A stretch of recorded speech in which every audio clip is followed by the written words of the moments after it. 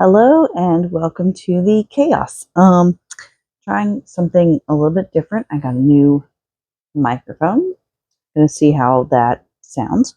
I'm also recording kind of late in the evening. My kids are all in bed, so house is a little bit quieter than usual.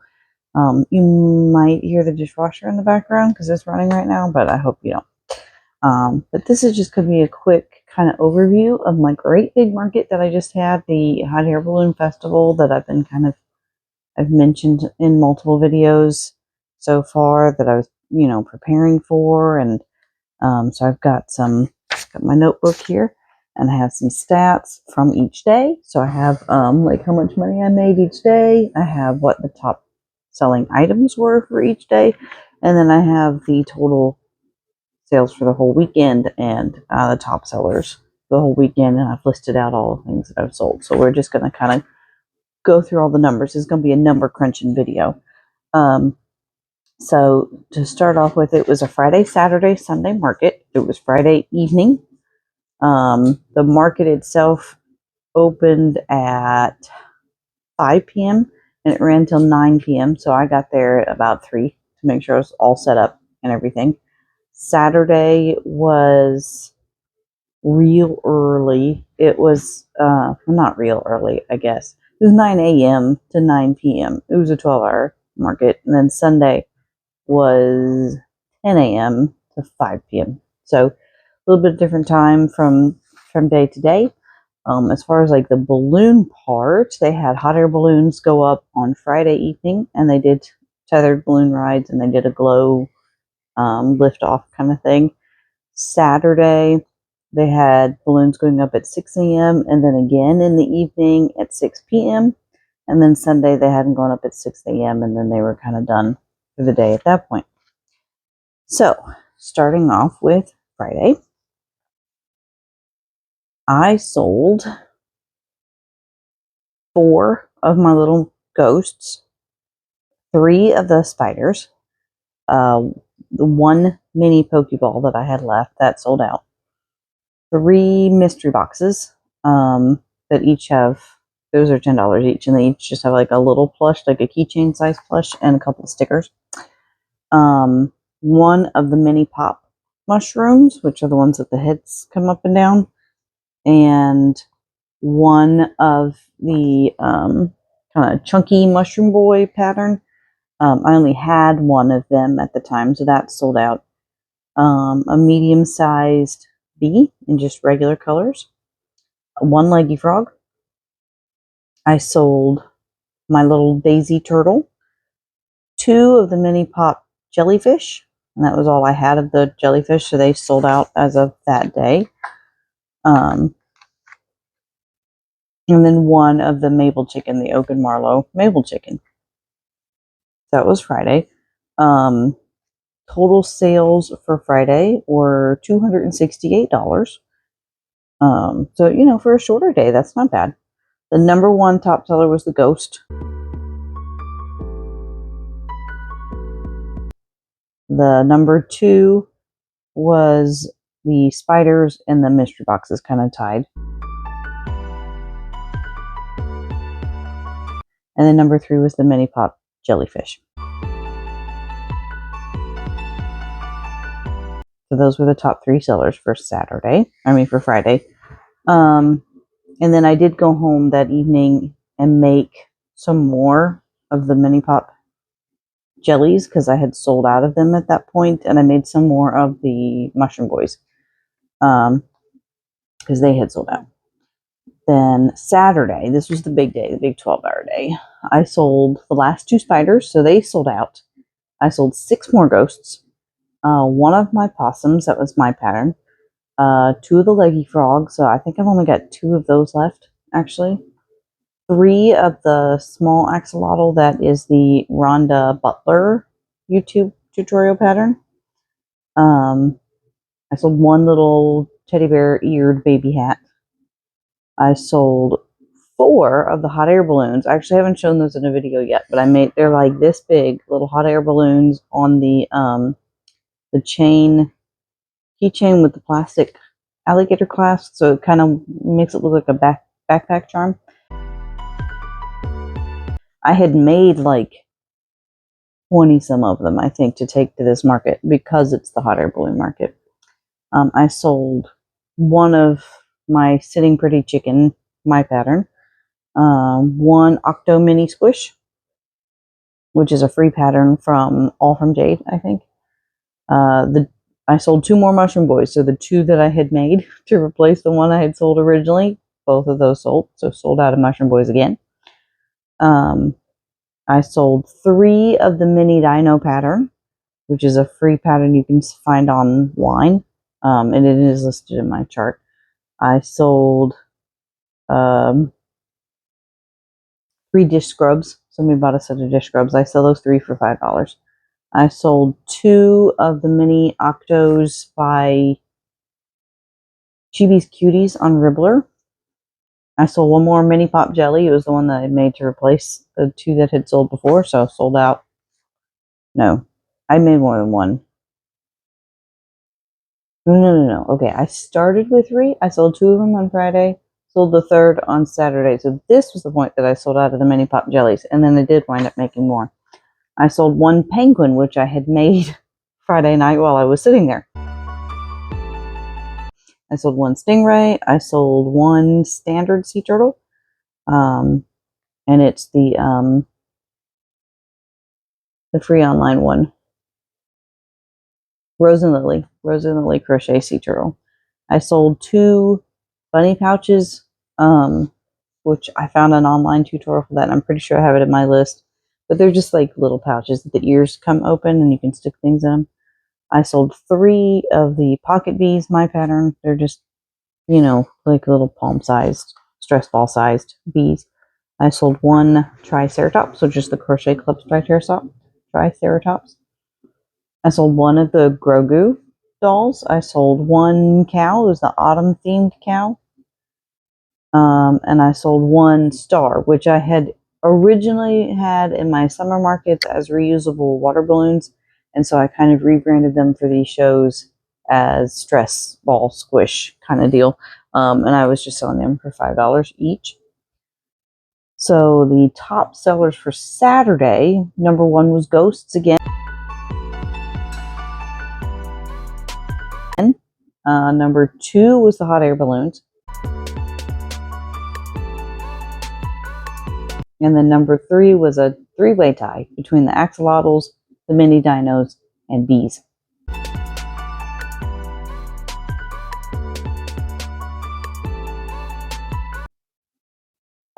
So total sales for Saturday were $731, which is not bad. Not bad. And I spent the day crocheting other things. So it wasn't like I was just sitting there. So that helps me to kind of count that 12-hour time period is not, I wasn't charging for that 12 hours, if that makes sense, because I was using that time to make other things.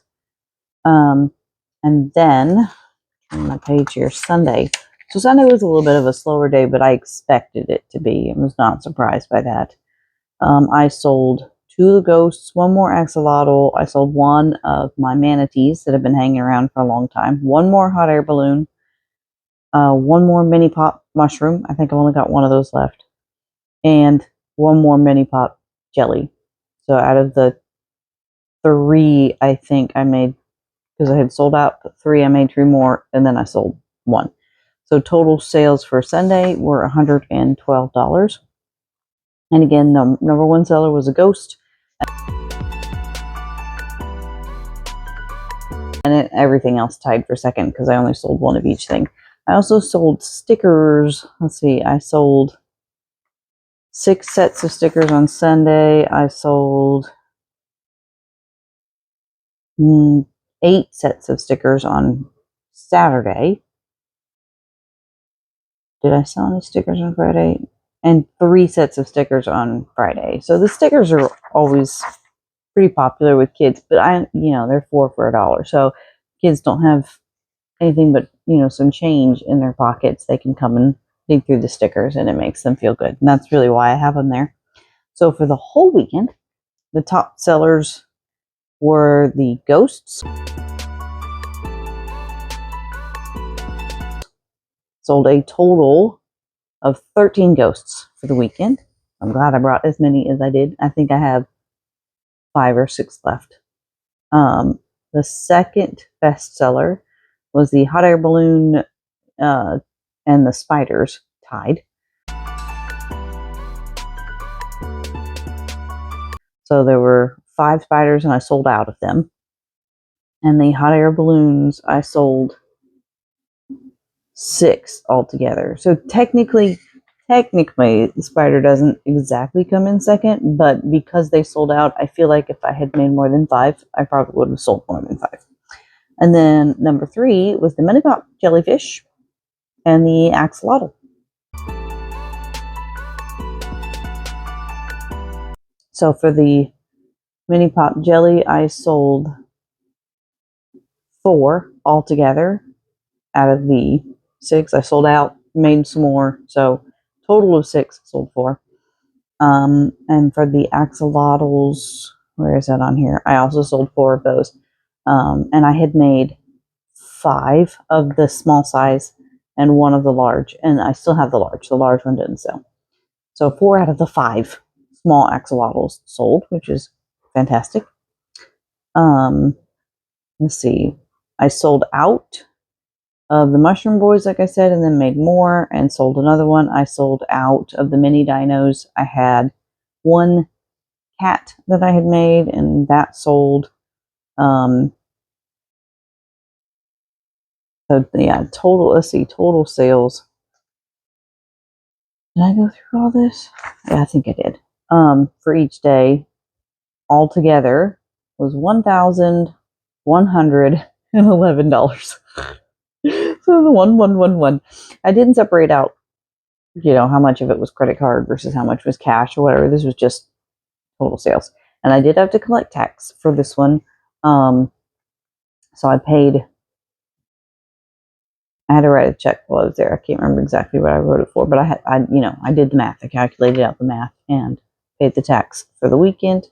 And the booth fee was $250, I want to say, if I remember right. So then my take home for the weekend was, I'm just going to round it to about $800, which is not bad. It's not bad. I do feel like it could have been better. I was kind of expecting better. And when I was talking with a lot of the other vendors there, a lot of them were also expecting better. And there were some issues that we wound up discussing while we were there that were more like administrative issues. Let me put this down. I'm knocking things over. Okay. Everything's fine. So administrative issues, like there was a different event coordinator in charge of it last year than the one who was in charge this year. Last year it was 1 day instead of 3, although the vendors I talked to who did it last year said the reason why they moved it to 3 was that the vendors who were coming back begged them to make it longer, because when they shut the doors at 6 p.m. last year, there were still people like trying to come in and shop, and they didn't want to miss out on sales because it was doing so well. Even despite the weather keeping the balloon launch down to just 1 launch, like there were launches canceled because of the weather last year.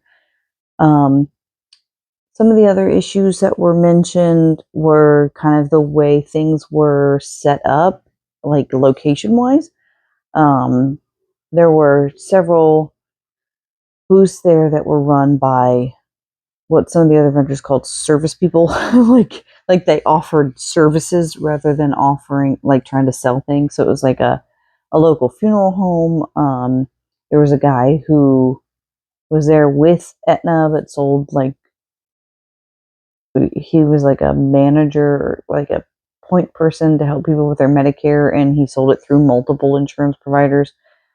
There was a guy there from the Toyota dealership, the local Toyota dealership, things like that. So they said that last year, those types of booths had all been just put in one central location, and this year they were interspersed amongst the sale booths. I'm not sure how much of a difference that really made, but some of the vendors were, they didn't like it. And I've not been to a show before where those sorts of booths were set up, so I don't know what kind of an effect that might have had. Um, the one of the other things was the food trucks. The event itself was in a large multi-purpose center, a county multi-purpose center, like where they do rodeos and things like that. And so it was a very large building and air conditioned, and it was very nice for, especially since it was a hot day. And they had a huge field where they did the balloons and stuff. Well, in the field is where they put the food trucks, which does make sense, but they put them at the very furthest end of the field from the building where the vendors were, and it's a long walk. I mean, it's like a football field, maybe longer. It was big. So there were a lot of people that just didn't even know the food trucks were out there, for one thing, or if they knew they were there, were unwilling to walk that far. And there was a concession stand in the building, in the multipurpose center. So people wound up just going to the concession stand instead a lot of the time. So I know the food truck vendors were very frustrated by that because they felt like they were losing out on a lot of money. And I know they paid a much higher premium for their spaces than we as salespeople did.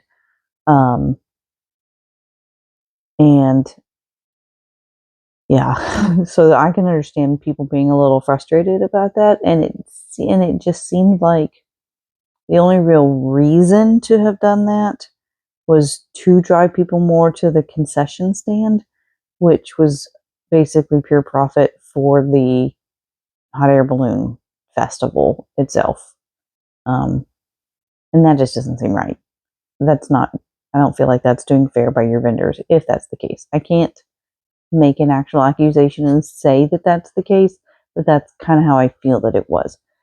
One of the other issues was, and this is again placement and totally on the coordinator who would have set all this up, that the handicap parking spaces were around the back of the vendor building where the vendors parked and where we were bringing our stuff in and out.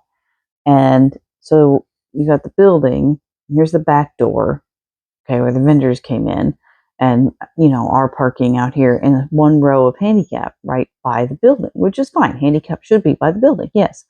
But then you had to cross the entire building to get to the front door, to then get into the field where the hot air balloons was, which was arguably the point of the festival.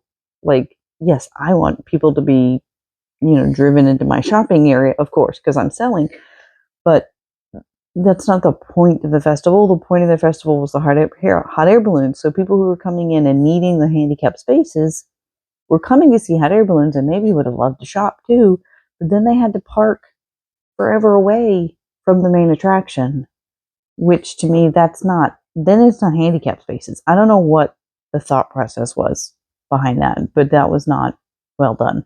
So it's just a lot of little things like that adding up to the event just not being very well set up and a little bit mismanaged is how people feel it was. So, and then the final thing was that it was open on Sunday at all. Um, Most of the vendors, myself included, felt like Sunday was entirely unnecessary. Um, Especially since they only did the one balloon rise and it was at 6 a.m. So then after that, the balloons weren't even in the field anymore. They were packed up and put away. And I heard several customers coming through making comments like, well, I didn't know the balloons weren't going to be here today, or I wouldn't even have come. I would have come yesterday, or something like that. So, especially down here in the South, this is the buckle of the Bible Belt. On Sunday, everybody's in church, and after church, you go to your mom's house or your grandma's house for lunch, or you go out to eat with your friends for lunch, and you just have a very relaxed day. And that's how Sundays go down here. You don't go to a festival, you don't go to a flea market, you don't go to craft fair, or very few people do. And I was expecting a lot fewer people on Sunday, and I think most people were, but yeah, so Sunday just didn't necessarily need to be a thing at all. And then if the building had not been open for 3 whole days, maybe the fair's fees would have been less. Um, yeah, I think it would have been better. So several of us, we kind of talked things over, and compared notes on how we felt the thing went and all that. And so we will be writing a letter mentioning these things. I know some of the other vendors were kind of angry about some of these things that they perceived as problems. And I did feel some frustration myself, but I don't feel like writing an angry letter is going to be helpful. But I will be writing, to the coordinator and just saying, hey, here's some things I saw that maybe would have hindered the amount of success that the event had. And if these things changed for next year, maybe it would run better. And it's just that's the way I'm going to put it, and that's it. I'm not going to go any deeper than that, and it's none of my business at that point. But yeah, so that's the recap of my most recent market. And I do have more markets coming up. It's coming in the holiday season, so there will be a lot more marketing going on. I have 3 Christmas markets in particular already scheduled, and I have a street festival scheduled for next month. I think it's a street fest and a Christmas market next month, and then I've got another Christmas market in November and another Christmas market in December. So yeah, I'll be doing a lot of Christmassy stuff, related stuff, and I hope I do really well at those. I think my stuff is a lot more likely to sell for Christmas presents and stuff. I probably won't be prepping as hardcore for these next ones as I did for this one. Because I prepped so hard for this one, I actually have a decent amount of stock left over. So I feel I have the leeway to just, make a thing or two a day as I feel like it, So I can make things I want to make instead of trying to make like 100 of this one thing, because I want it to sell really well or something. I do think I will do some repeats of like the axolotls that sold really well. I want to get maybe 10 of them made and just kind of keep 10 in stock. And then the ghosts, of course, I need to restock the ghosts before next month's market, because October is when they should do really, really well. And yeah, that's pretty much it. That's all I have for now. I also have some rabbit shows coming up, like the 100th convention for the ARBA, the American Rabbit Breeders Association, is coming up next week. Or not next week, next month. First weekend of next month. And I'm really excited about that. It's my first barber convention that I've been to, and it's huge. It's like a week long rabbit show. And so I'll probably take some video and bring you guys along for some of that, just so you can kind of see some of the other things I do aside from, crochet and crafting. And it's just so much fun. And I love introducing people to the rabbit world. And, people ask me all the time, you're like, you show what? You do what? And it's just so much fun. So that's all I have for today. I hope you guys have had a wonderful week, and I will see you in the next one. Bye.